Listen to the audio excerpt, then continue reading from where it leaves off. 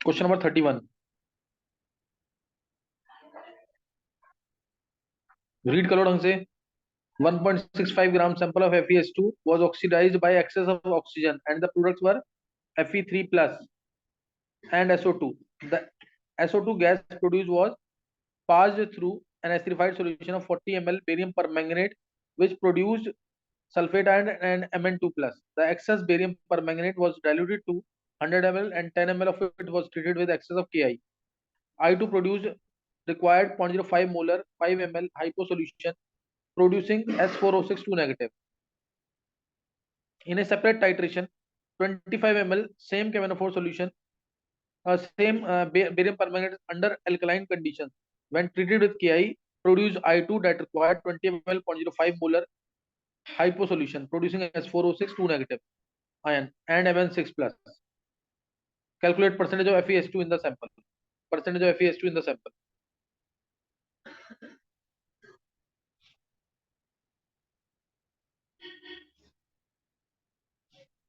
इसमें टाइम लगेगा क्वेश्चन के अंदर, इसको ढंग से रीड करो पहले क्वेश्चन को, तब करना।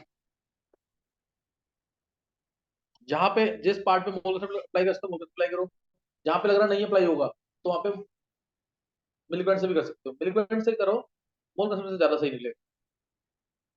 क्वेश्चन नोट कर रहे हो, थोड़ा असाइनमेंट नहीं है, रैंक का बहुत बड़ा हो जाएगा क्वेश्चन, ये लिख लो, अब लिख लिया कर लो,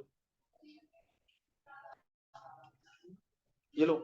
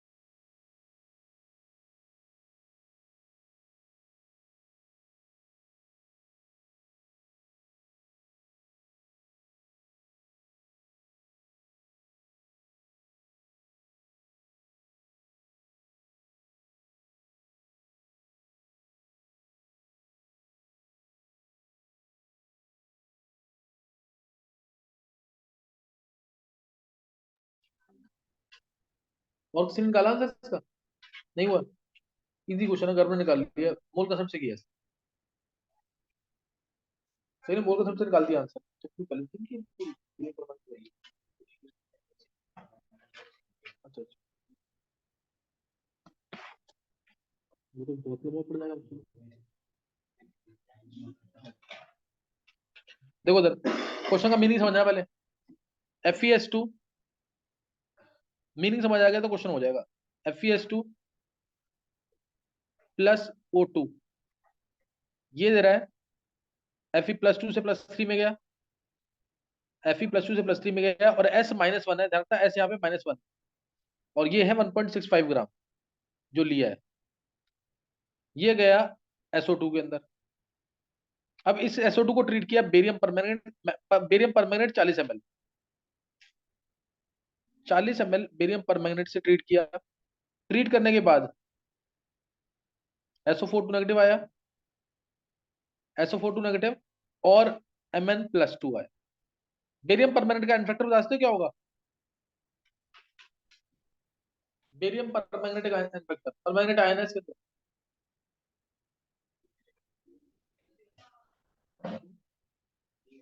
अच्छा अच्छा अच्छा, कितना होगा बेरियम परमैंगनेट का इन्फेक्टर? यहाँ गलती होती है पेपर में। देखो ये Mn10, Mn2 नहीं है, अब Mn2 तो है। Mn पे +7 चार्ज, होल्ड ट्वाइस है कि नहीं, ये गया किसमें? 2Mn+2 में। तो 14 से +4 10 इलेक्ट्रॉन आएंगे इधर कि नहीं? एक मोल के लिए तो है 10 इलेक्ट्रॉन। नहीं क्लियर हुआ? ये बात समझ आएगा कि नहीं? और अगर मान लो Mn+7 से, Mn+7 होल्ड ट्वाइस से Mn+6 बने, क्योंकि आगे वो भी बन रहा है ना एल्कलाइन कंडीशंस में, तब एन फैक्टर कितना आएगा? 2 आएगा कि नहीं? +2। तो याद रखना एल्कलाइन कंडीशन में बेरियम परमैंगनेट का फैक्टर कितना था? वैसे तो 1 था, याद है कि नहीं है स्ट्रॉन्गली बेसिक में, लेकिन इधर 2 क्यों हुआ पता लग गया। एक का 2 हो गया और एक का 10 हो गया। तो अब देखेंगे आगे।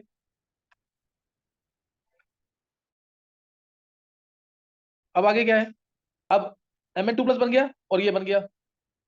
नेक्स्ट स्टेप हमने क्या किया? सॉल्यूशन को डाइल्यूट किया 100 ml तक।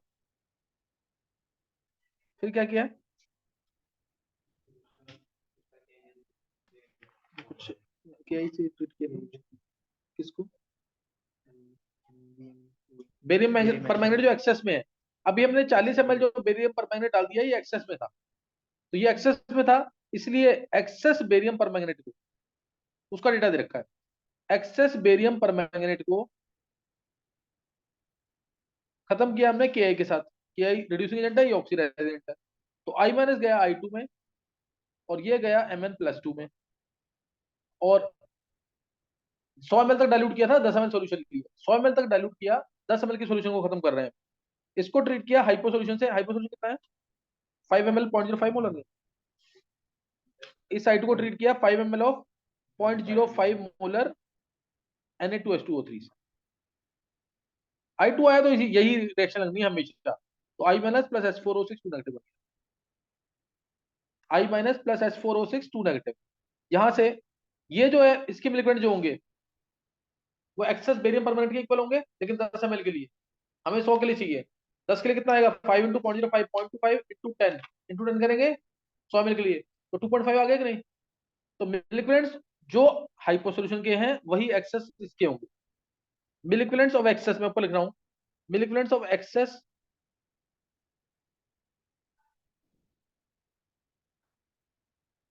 Barium permanganate, this is equal to 2.5। क्या समझ आ गया? ये 2.5 है।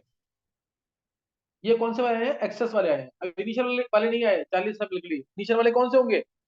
जो 40 ml के लिए होंगे। अब इसने बोला एक सेपरेट टाइट्रेशन, सेपरेट टाइट्रेशन किया, और अब लिया 25 ml variant permanganate. Separate titration है ना, इनिशियली से किया, और कितना लिया? 25 ml बेरियम परमैंगनेट। तो और इस बेरियम परमैंगनेट के लिए, इस बेरियम परमैंगनेट को ट्रीट किया एल्कलाइन कंडीशंस में KI के साथ, यही है ना? एल्कलाइन कंडीशन में ट्रीट किया तो I2 मिला प्लस Mn+6 मिला, और इस I2 को ट्रीट किया हाइपो सोल्यूशन से, कितना है? 20 ml of 20 ml of 0.05 molar. 25 ml लिया, ध्यान रखना इस चीज का। 0.05 मोलर हाइपो से स्प्लिट किया। तो बस अब जो मिलिक्वेंट्स इस हाइपो के होंगे वही I2 के होंगे, वही बेरियम परमैंगनेट के होंगे, लेकिन एन फैक्टर 2 के साथ। लेकिन एन फैक्टर कितना है? 2। तो milliequivalents of initial barium permanganate, milliequivalents of initial barium permanganate, barium permanganate initially वो कितने होंगे? 20 × 0.05 इंटू 1,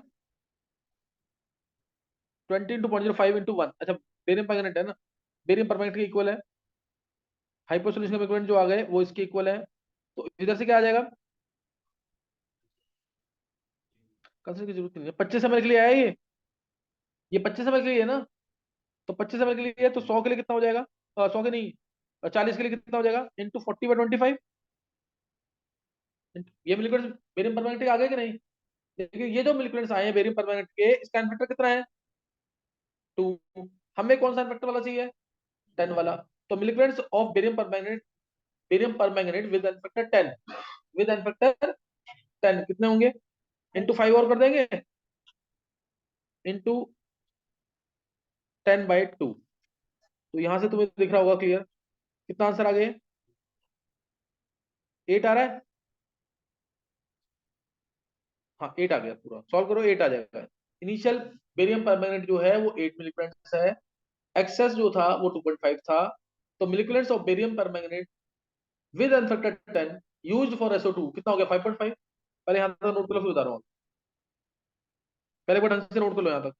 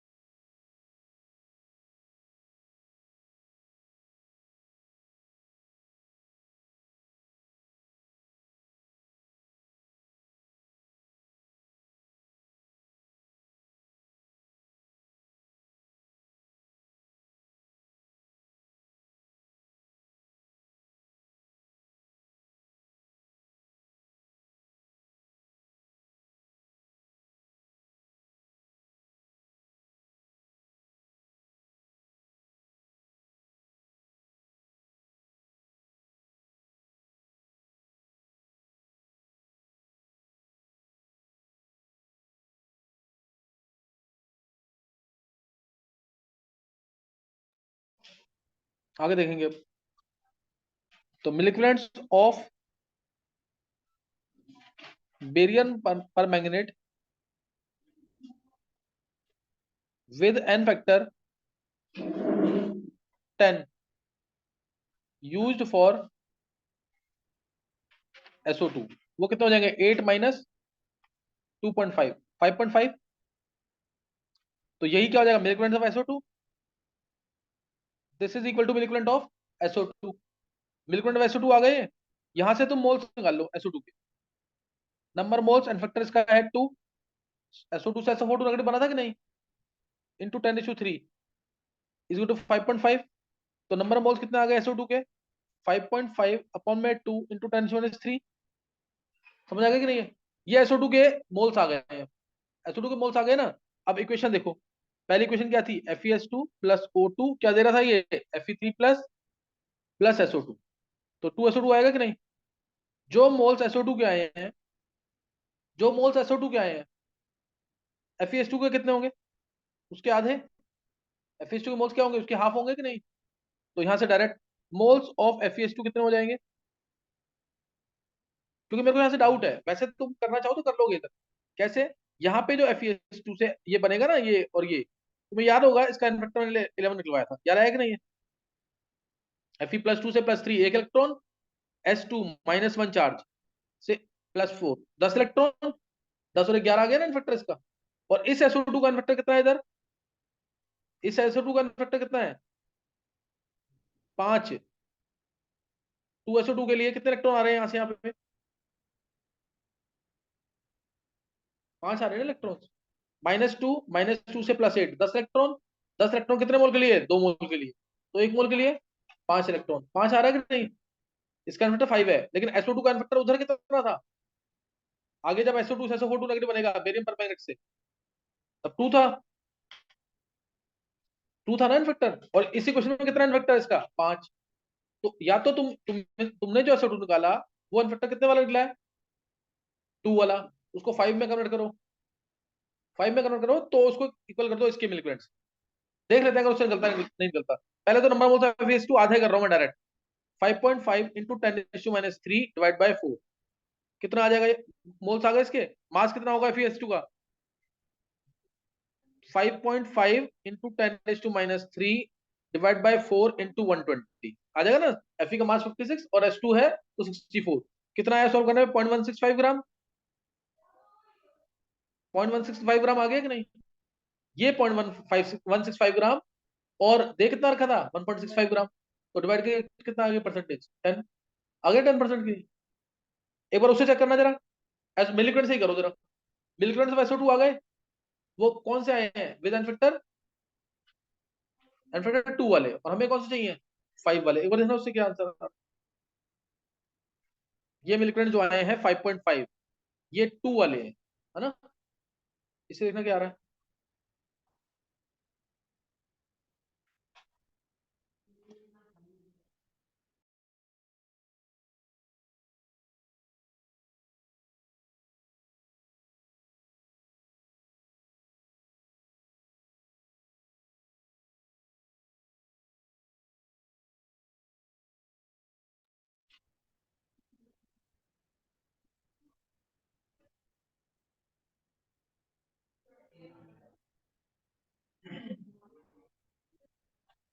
देखो आ रहा है 8 5.5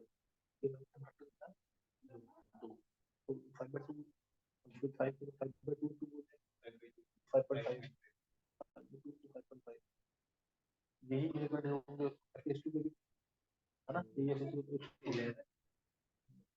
ना? नहीं मार्क्स कर मार्क्स मार्क्स अपन 120/11 2000।